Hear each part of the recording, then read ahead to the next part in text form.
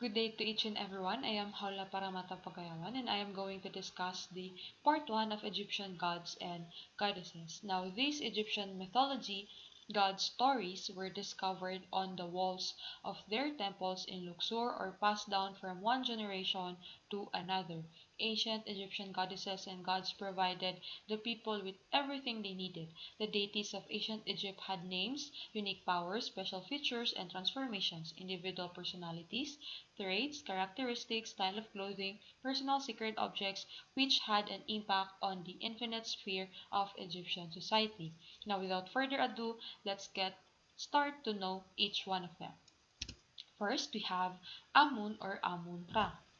Amun or Amun-Ra, the creator god, the god of all gods. When the god Ra rose to power since the days of the old kingdom of Egypt, Amun's position was untouched as he even merged with him to become the supreme god Amun-Ra or the hidden one. So we have god Ra, which is the god of sun, and he emerged with Amun, to which Amun became the supreme god Amun-Ra or the hidden one.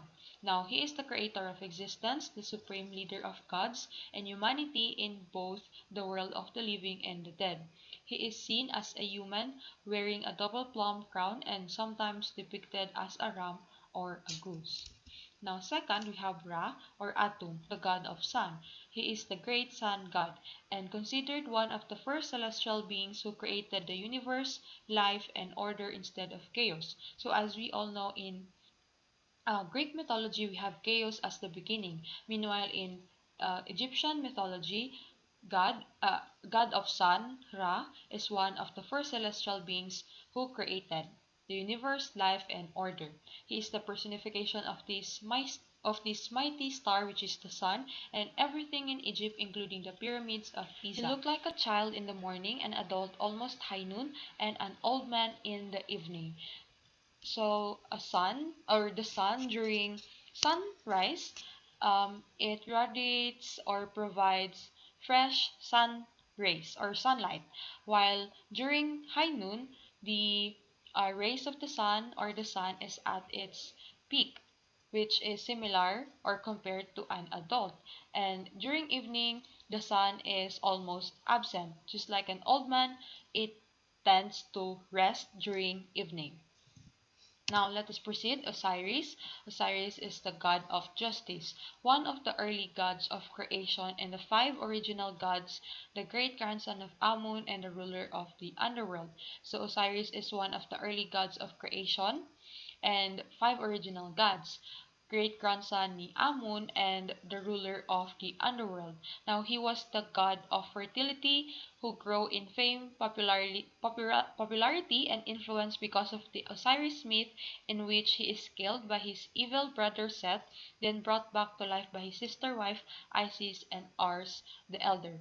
So he is not only the god of justice or the ruler of the underworld, but he is also considered the god of fertility, and he is famous because of the Osiris myth, in which his evil brother Seth is another god, which is the god of deception, killed Osiris in the Osiris myth, which then Osiris was brought back to life, binuhay ulit siya ng sister and wife niyang si Isis and Ars the elder.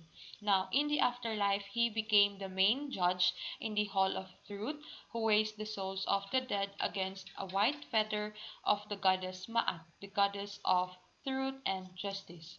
Now, Osiris is depicted as a mummy with usually green or black skin, two ostrich feathers, holding a crook and flail of kingship and a beard. So, we can observe this description here in this image. Now, let us proceed. Isis, the goddess of motherhood. She is known as Eset, which means goddess of the throne. He is also known as Mutniter, or Motniter, mother of the gods, and West Kekau, the great magic. She is the wife of Osiris, the ruler of the underworld, and the mother of Horus, the falcon sky god. She is depicted with a tail and a throne on her head and sometimes breastfeeding infant Horus. Now another Hathor, goddess of drunkenness. She is known as the Lady of Drunkenness and Lady of the Sycamore.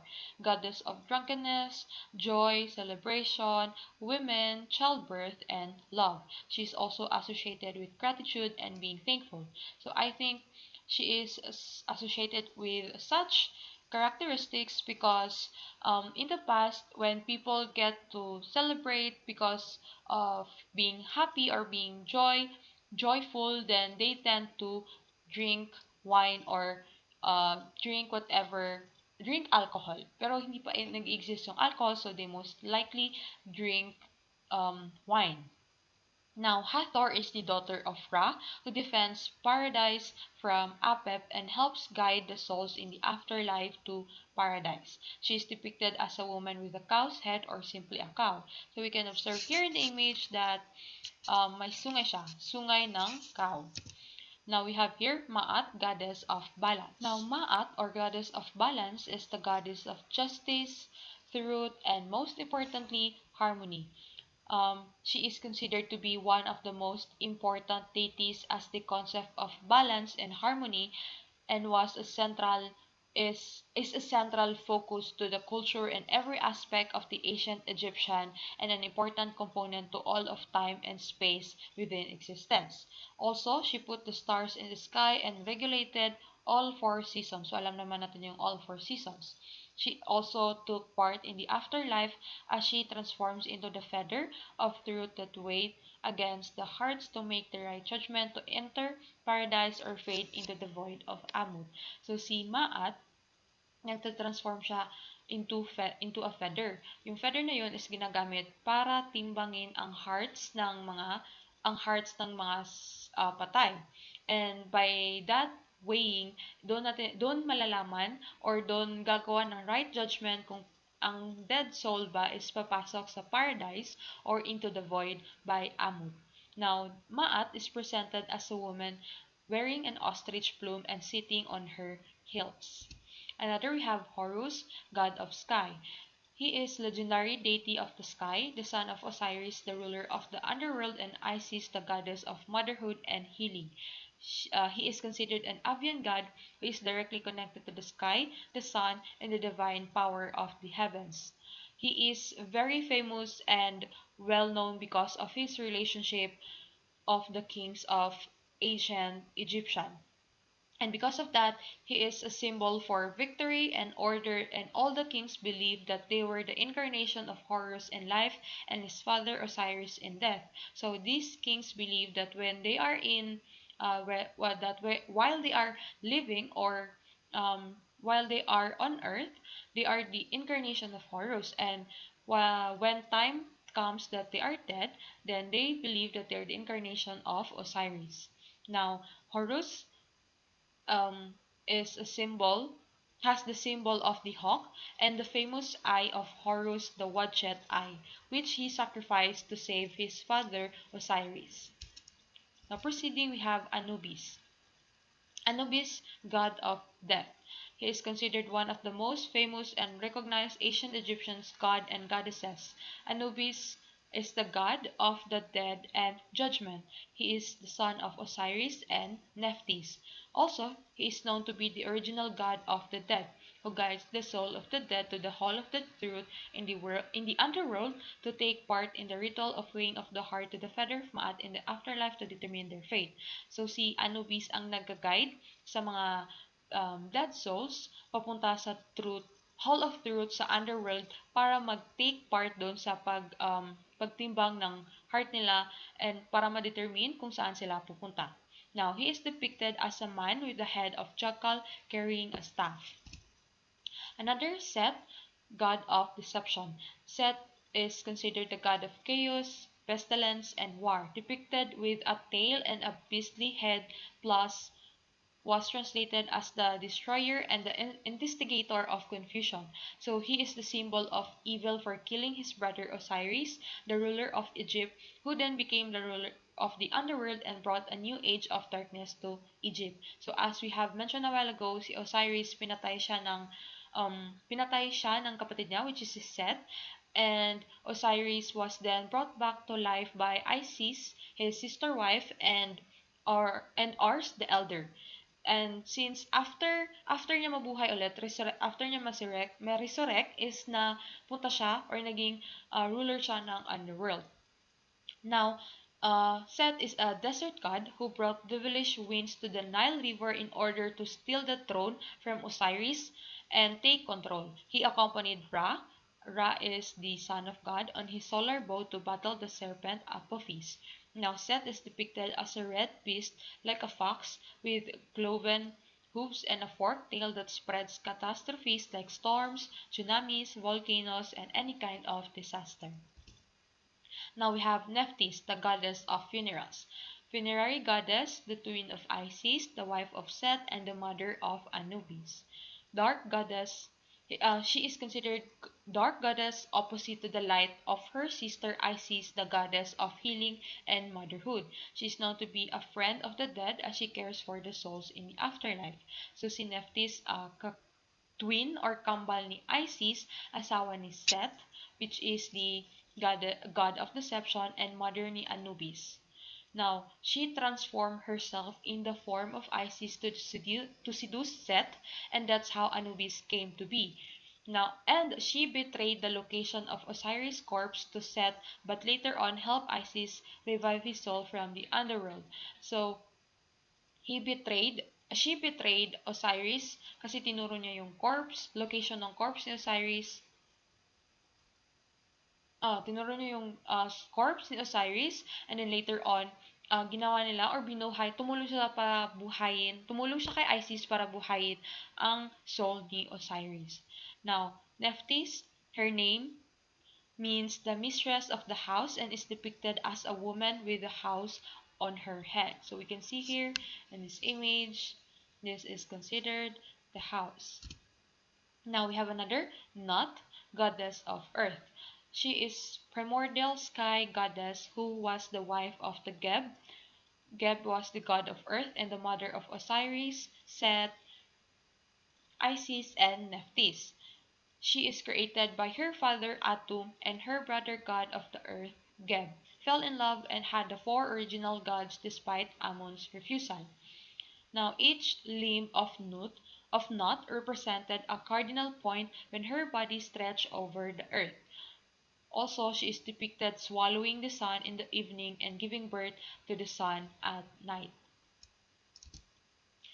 Shu, the god of air. Shu is one of the first two gods ever created by Atum with his sister wife Tefnut. So si Shu together with Tefnut is dalawang gods na pinakaunang ginawa ni Atum. Now, Shu is the god of the air, sunlight, and dry air, while his wife was the goddess of moisture. So they are total opposite ng asawa niya. His job, or Shu's job, was to separate the sky from the earth. And he was depicted as a man wearing a headdress in the form of a plume, which is also the hieroglyph for his name. Now we have Tefnut, the goddess of moisture, corrosive air. She was the wife of Shu, as I've mentioned a while ago, and the mother of Nut and Geb. She and her husband were the first gods created by Atum, and she is depicted either as a lioness or a woman with a lioness head. So we can see here in the image provided, ulo niya is ulo ng lion. Now we have Bastet, or goddess of beauty, a beautiful goddess of cats, fertility, and a protector of evil and misfortune, and the daughter of Ra, who was adored by all and everyone who carried her talismans and amulets. So, dito naman, similar with how some of us present or yes, similar with how most of us think about a cat, that it protects us from evil, provide us fortune, wealth, and even peace, eternal internal peace. So during the 525 BC, 525 BC before Christ, the Persians used the Egyptian devotion to Bastet against them when they painted images of Bastet on their shield and drove cats in front of their armies. As a result, the Egyptians lost the Battle of Pelusium instead of offending their gods. So during the 525 BC, there was a war, Persians versus Egyptian. And yung devotion ng Egyptian kay Bastet ginamit ng Persians to their advantage, wherein they painted images of Bastet. They painted images of a cat sa shield nila, and yun yung ginamit nila na panangga against Egyptian. And of course, Egyptian being very devoted to Bastet, they prefer to lose the battle against Persians kaysa naman i-offend nila si Bastet.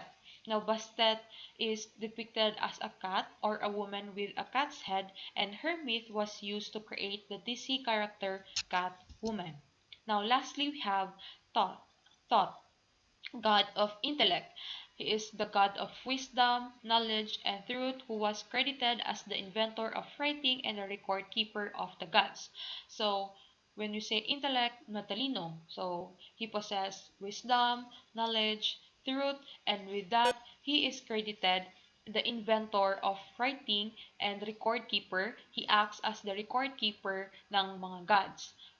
He is the patron of libraries and scribes and the lord of time and reckoner of years, due to his control of time through his powerful divine knowledge of words, as he was able to give Nut 5 days of moonlight so she can be able to give birth to original five gods without disobeying Amun. Now, he is considered benefactor of humanity as he gave them the gift of the written word. He also kept records in the Hall of Truth during the weighing of the heart. So, Thoth is benefactor ng humanity as he gave or provided the gift of the written word. With the existence of Thoth, people or human beings were able to have records or written words. He also kept records sa Hall of Truth during sa pagtimbang ng mga hearts ng mga dead souls. Thoth is depicted as a man with the head of an Apis holding a writing implement, and his wife or daughter was Seshat, who was his female counterpart and the goddess of libraries and books. Now, I think that would be all as for my part, and it will be continued by my partner, Haji Said. Thank you for listening.